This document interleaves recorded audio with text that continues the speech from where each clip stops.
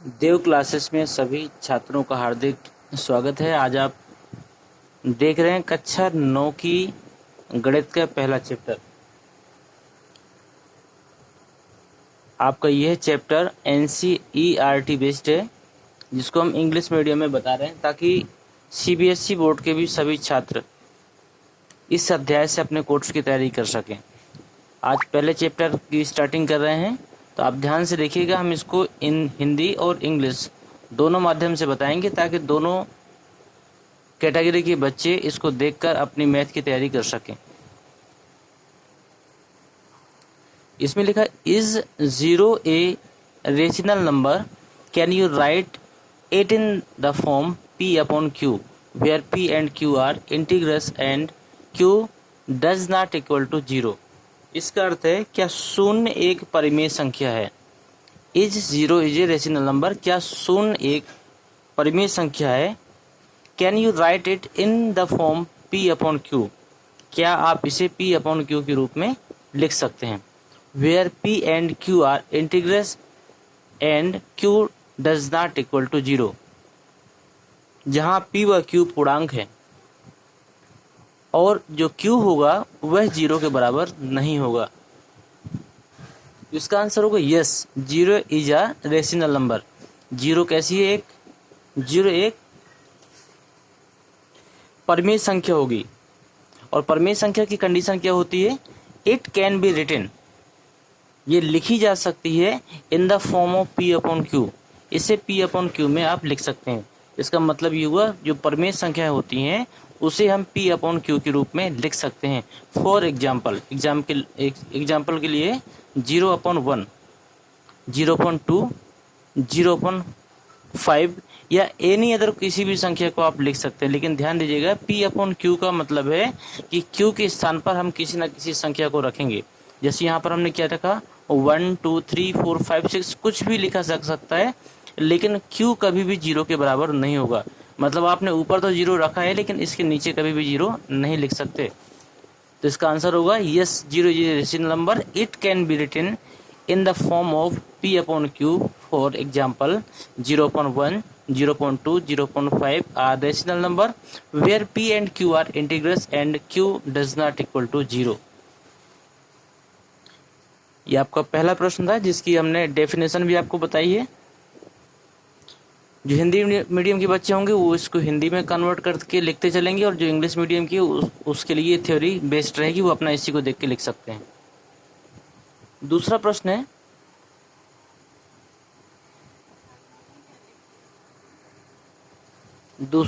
है, आपका find 6 rational number between 3 and 4। इसका मतलब है कि 3 और 4 के बीच में आपको 6 परिमेय संख्याएं बतानी है। तो इसके लिए आपके पास 2 तरीके हैं। सबसे पहले मेथड में हम क्या करेंगे, देखिए, टू गेट 6 रेशनल नंबर, आपको 6 नंबर ज्ञात करने हैं। किसके बीच में? 3 एंड 4, 3 और 4 के बीच में। The denominator must be 6 + 1। तो इसमें क्या करेंगे, हम 6 में से 1 जोड़ देंगे। जितनी भी हमें संख्याएं ज्ञात करनी है उसमें से हम 1 जोड़ देंगे, तो 6 + 1 = कितना हुआ? 7 हुआ। और जितना भी जोड़ने के बाद आएगा उसी को हम उन संख्याओं पे गुणा कर देते हैं और भाग भी करते हैं। देखिए यहाँ लिखा हुआ हेयर 3 = 3 × 7 अपॉन 7, मतलब 3 का हमने यहाँ पर गुणा भी किया और 3 का हमने यहाँ पर डिवाइड भी किया। तो ये कितना हुआ? 7 का 3 पे 7 × 3 = 21 अपॉन 7। इसी प्रकार 4 में किया तो 4 × 7 अपॉन 7 = 28 अपॉन 7। ये आपके 2 नंबर निकल आए। अब इसके बीच के निकालने हमें, तो आप थ्योरी इसमें लिख सकते हैं, show the 6 rational can be. 22 से लेकर 27 तक लिख सकते हैं। तो ये लिखे हैं 22/7, 23/7, 24/7, 25/7, 26/7, 27/7। तो इस तरह आपके 7 नंबर हो जाएंगे ये।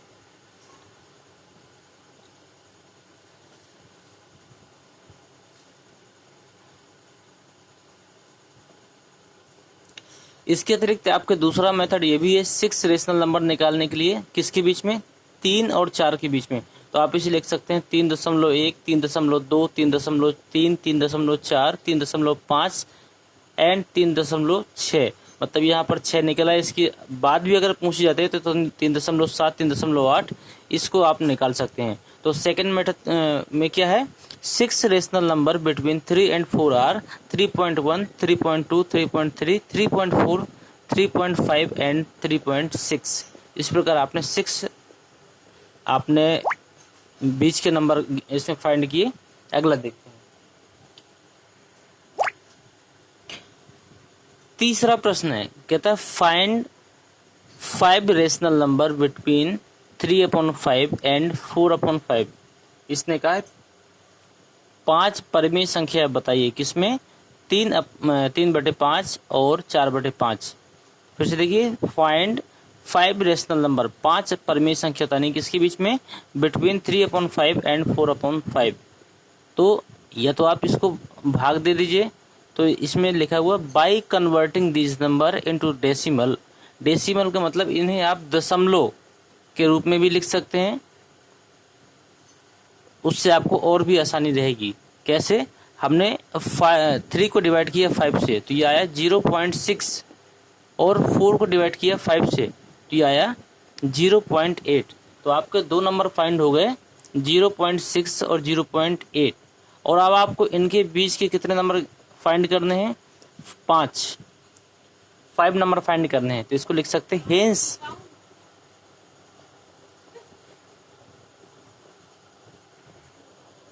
देखिए इसमें है hence 5 rational number between 3/5 and 4/5 are 0.61। मतलब 0.6 हमारा निकला हुआ था, इसके आगे हम 5 नंबर को और काउंट करेंगे तो 0.61, 0.62, 0.63 एंड 0.64 एंड 0.65। ये आपके 5 नंबर हो गए।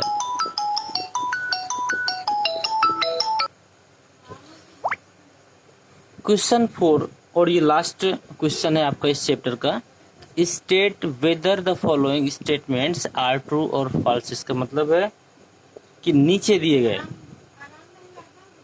कथन में सत्य और असत्य आपको बताना है। Give reason for your answer, और आप अपने जो प्रश्न है उनके आंसर को भी दीजिए। गिव रीजन मतलब कारण दीजिए, फॉर योर आंसर अपने प्रश्नों के उत्तर के साथ में।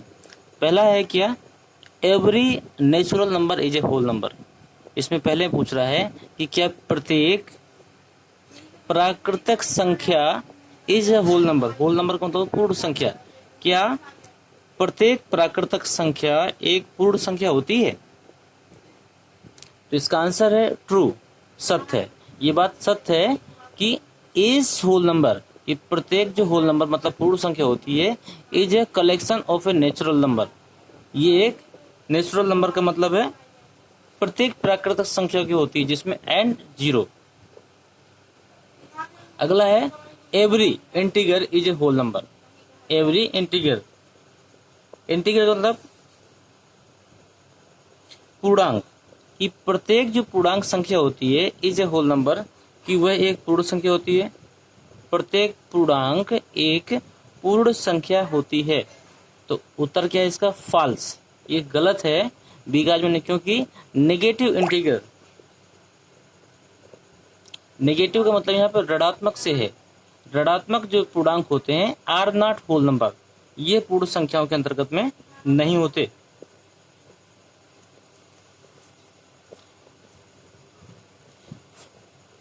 ये क्लियर हो गया होगा, ये फॉल्स होगा बीकाज में, क्योंकि नेगेटिव इंटीग्रल, क्योंकि जो ऋणात्मक संख्याएं होती हैं, ऋणात्मक पूर्णांक होते हैं, उनको हम पूर्ण संख्याओं के अंतर्गत में काउंट नहीं करते।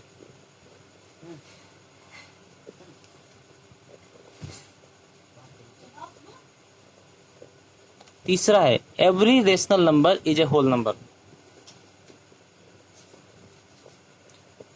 जो प्रत्येक परिमेय संख्या होती है, एवरी रेशनल नंबर, प्रत्येक जो परिमेय संख्या होती है इज ए होल नंबर, वह एक पूर्ण संख्या होती है। ये स्टेटमेंट भी बिल्कुल गलत होगा, क्योंकि रेशनल नंबर लाइक 3/5, 2/3, 7/9, यहाँ पर हम कुछ भी मान सकते हैं, आर नॉट होल नंबर, यह पूर्ण संख्या नहीं है। प्रत्येक परमेय संख्या आपकी पूर्ण संख्या नहीं हो सकती। इसी के साथ ये अध्याय समाप्त होता है। उम्मीद करते हैं ये सारे प्रश्न आपको समझ में आए होंगे। ये सारे प्रश्न हिंदी मीडियम और इंग्लिश मीडियम दोनों माध्यम के बच्चों के लिए महत्वपूर्ण है। हमारा प्रयास था कि हमने एक एक शब्दों के मीनिंग के साथ आपको सारी चीज़ें बताई हैं ताकि आपको सभी चीज़ें बहुत आसानी से समझ में आ जाएं। और आप ज़्यादा से ज़्यादा इस वीडियो को शेयर करिए ताकि अधिक से अधिक छात्र इसको देखकर अपनी मैथ की तैयारी को आगे बढ़ा सकें। अब मिलते हैं आपसे दूसरे अध्याय में।